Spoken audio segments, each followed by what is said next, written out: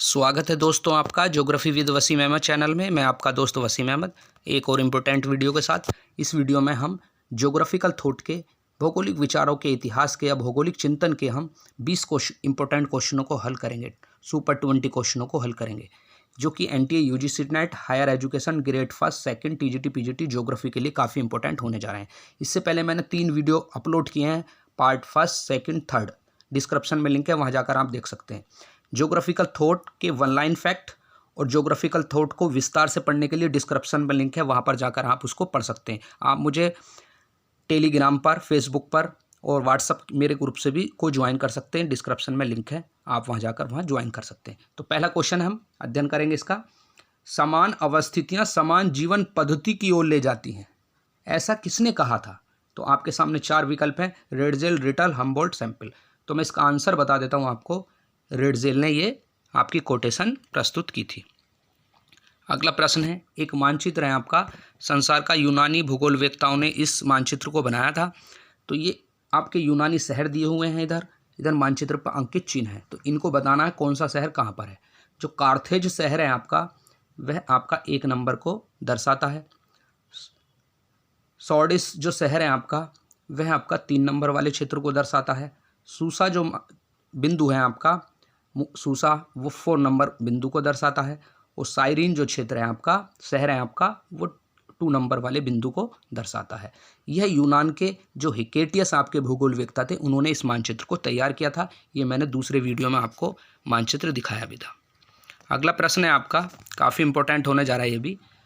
ये निम्नलिखित यूनानियों को सही क्रम चुनना है आपका। प्राचीन काल से भौगोलिक विचारधाराओं के विकास में इन्होंने महत्वपूर्ण योगदान दिया था। तो ये सही क्रम बताना आपको। तो यूनानी भूगोलवेत्ता आप जानते हैं, सबसे पहले आपके होमर, फिर थेल्स, अनेक्डिमेंडर, हिकेटियस, हेरोडोटस, प्लेटो, अरस्तु, इन भूगोलवेत्ताओं का योगदान रहता है। तो इसमें कौन सा आंसर होगा आपका? पहले अनेक्जिमेंडर आए, फिर उसके बाद अरस्तु, फिर इरेटोस्थनीज और फिर उसके बाद टोल्मी।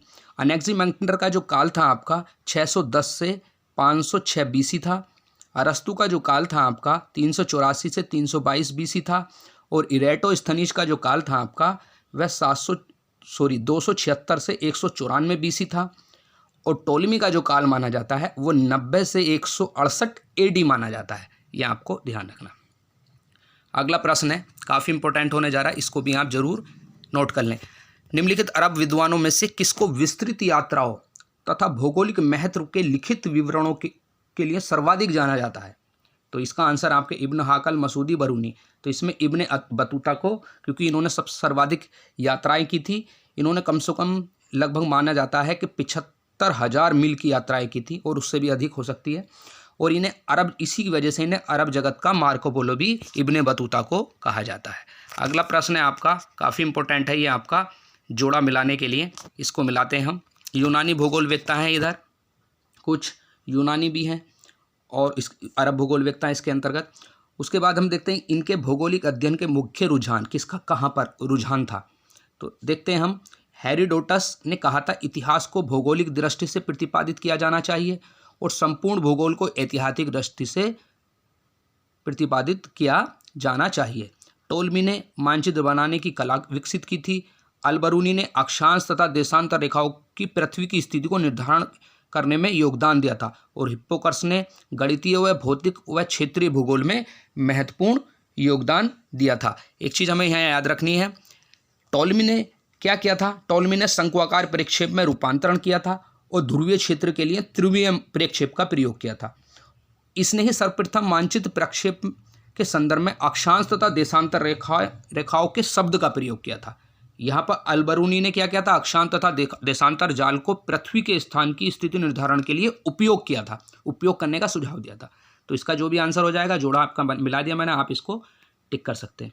उसके बाद अगला प्रश्न है, पनामा जलड मरुमध्य के आर पार करने नहर खोदने का विचार किस भूगोलवेत्ताओं ने दिया था? बहुत फेमस क्वेश्चन है। तो ये हम्बोल्ट ने दिया था, और हम्बोल्ट ने ही पेरू जलधारा की खोज की थी। यह आपको ध्यान रखना। उसके बाद अगला प्रश्न है, काफ़ी इंपॉर्टेंट है ये भी।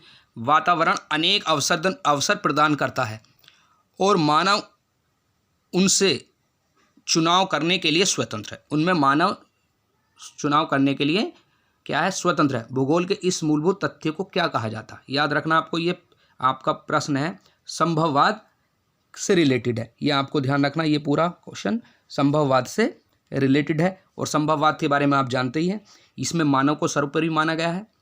और इसकी संभववाद शब्द का जो प्रयोग किया था वो फेब्रे ने किया था। आपको ये ध्यान रखना, इस फेब्रे ने संभववाद शब्द का प्रयोग किया था और संभववाद के जनक आपके ब्लास को माना जाता है। उसके बाद अगला प्रश्न है आपके सामने, काफ़ी इंपॉर्टेंट है ये भी।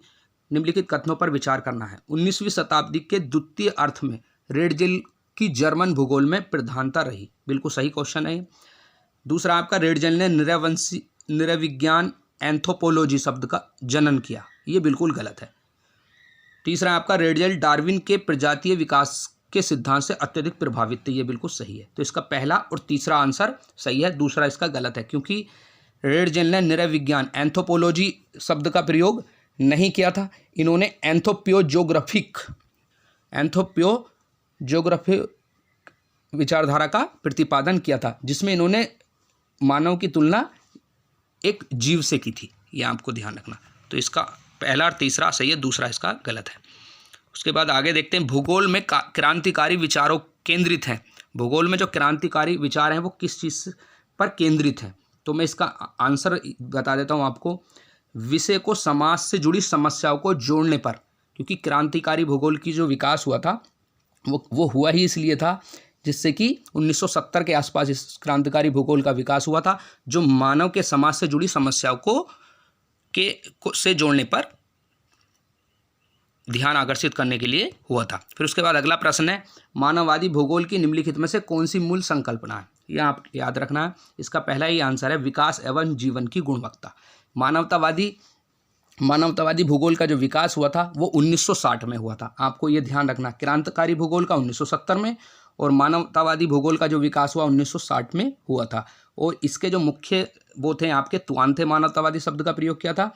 और इसमें जो है, इसमें एक चीज़ मानव के हित को ध्यान में रखकर ही इसमें इस विचारधारा का प्रतिपादन किया गया था। उसके बाद अगला प्रश्न है, काफ़ी इंपॉर्टेंट है, समकालीन भूगोल के क्षेत्रीय समस्याओं के लिए अंतर्विषयक उपागम की आवश्यकता पर बोध बढ़ता जा रहा है। ये आपको आर है इसका, विभिन्न पूर्व पीठिकाओं तथा प्रवीणता से युक्त विद्वानों ने दल क्षेत्रीय समस्याओं के विशिष्ट समूह पर अधिक विस्तृत तथा वैज्ञानिक ढंग से केंद्रित था। ये भी ए और आर बिल्कुल दोनों सही हैं, मगर आर ए की सही व्याख्या नहीं कर रहा, तो इसका ऑप्शन बी सही हो जाएगा। आपको ये ध्यान रखना। अगला प्रश्न है, अरब भूगोलवेत्ता जिन्होंने amusement for him to desires to travel around the world नामक पुस्तक लिखी, जो बुक ऑफ रोजर भी कहलाती है। बुक ऑफ रोजर कहलाती है, ध्यान रखना आप। इस बुक को बुक ऑफ रोजर भी कहते हैं, जो अपने सिल्वर मैप के लिए भी प्रसिद्ध है। ये किसकी है? ये आपको ध्यान रखना है, अल इदरीसी की है। ये काफ़ी इंपॉर्टेंट है, अल इदरीसी की। इसके बाद आगे देखते हैं हम।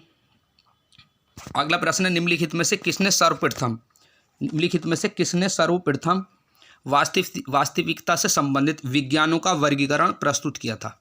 ये आपको ध्यान रखना है, किसने किया था? ये आपका कांट ने किया था। ये आपको ध्यान रखना है। कांट ने कहा था कि ज्ञान को प्रकृति या समय एवं स्थान के आधार पर विभाजित किया जा सकता है, और पहला क्रमबद्ध विज्ञान के वर्गीकरण के लिए भी तार्किक आधार प्रदान किया था कांट ने। ये आपको ध्यान रखना है। उसके बाद आगे देखते हैं हम हमबोल्ट के बारे में। ये कुछ हमबोल्ट ने अपने विचारों को कॉस्मोस में विशिष्ट लक्षणों से संश्लेषित किया था। तो उसके कौन से विशिष्ट लक्षण थे उसके देखते हैं। पहला, आधुनिक भौतिक भूगोल की विषय वस्तु विधियों को परिभाषित करने के लिए, सार्वभौमिक विज्ञान की आधारशिला रखने के लिए और विश्व के संपूर्ण ज्ञान के लिए, मानव भौतिक विश्व के द्वैतवादी संकल्पना के लिए, भूगोल को पृथ्वी की सतह उसके क्षेत्रीय खंडों के अध्ययन पर के रूप में स्थापित करने के लिए। तो इसका दूसरा आंसर है आपका, ये ध्यान रखना है, सार्वभौमिक विज्ञान की आधारशिला रखने के लिए, विश्व के संपूर्ण ज्ञान के लिए यह प्रयोग किया था। इसका दूसरा आंसर सही है। उसके बाद अगला प्रश्न है, रीटर द्वारा लिखित अर्धकुंडे है, क्या है इसका आंसर? पृथ्वी के प्रत्येक पक्ष को संकेंद्रित करता हुआ भूविज्ञान, पृथ्वी सतह को केवल अंशों के पुंज के रूप में संबंधित प्रादेशिक भूगोल, क्षेत्र को जैव अस्तित्व के रूप में संबंधित प्रादेशिक भूगोल, प्रकृति तथा मानव जाति के इतिहास से संबंधित पृथ्वी का विज्ञान। तो इसका आंसर है आपका डी, प्रकृति तथा मानव जाति के इतिहास से संबंधित पृथ्वी का विज्ञान। ये आपको ध्यान रखना है। उसके बाद आगे देखते हैं हम 19वीं शताब्दी की एक अग्रगामी जर्मन भूगोलवेत्ता जिसने भूगोल के जैव सिद्धांत ऑर्गेनिक थ्योरी ऑफ स्टेट का प्रतिपादन किया था। आपको इसका आंसर बताना है 19वीं शताब्दी का। तो किसने किया था आपका, इसका आंसर बताना, ये आपका रेडजेल ने किया था। ये जो कि लगभग रेडजेल ने ही राजनीतिक भूगोल नाम की एक पुस्तक भी लिखी थी और इन्होंने राज्य की तुलना जीव से भी की थी रेडजेल ने। उसके बाद आगे देखते हैं हम भूगोल के अध्ययन को परिशुद्ध, पूरा प्रश्न देख लेते हैं। निम्नलिखित में से कौन से भूगोल में मात्रात्मक क्रांति के लक्ष्य थे? मात्रात्मक क्रांति के लक्ष्य किस उसमें थे? निश्चयवादी विचारधाराओं से छुटकारा पाना, दूसरा भूगोल को अधिक वैज्ञानिक बनाना, भौगोलिक अध्ययन को अधिक परिशुद्ध और यथार्थ बनाना, निर्देश मॉडल व सिद्धांतों को सूत्रण करना। इसका आंसर आपको सही बताना है। तो इसमें निश्चयवादी विचारधाराओं का से छुटकारा पाना, ये आपका गलत है। बाकी तीनों आपके सही हैं। तो इसका आंसर हो जाएगा आपका सी। उसके बाद अगला प्रश्न देखते हैं। आचरणवाद निम्नलिखित में से किसके विरुद्ध प्रतिक्रिया के रूप में अस्तित्व में आया था? यह आपको याद रखना। तो इसका आंसर है आपका प्रमात्रीकरण। प्रमात्रीकरण का मतलब है आपका मात्रात्मक क्रांति के। मात्रात्मक क्रांति के बाद ही आचरणात्मकवाद का मतलब व्यवहारवाद का विकास हुआ था। तो ये प्रमात्रीकरण का मतलब है मात्रात्मक क्रांति।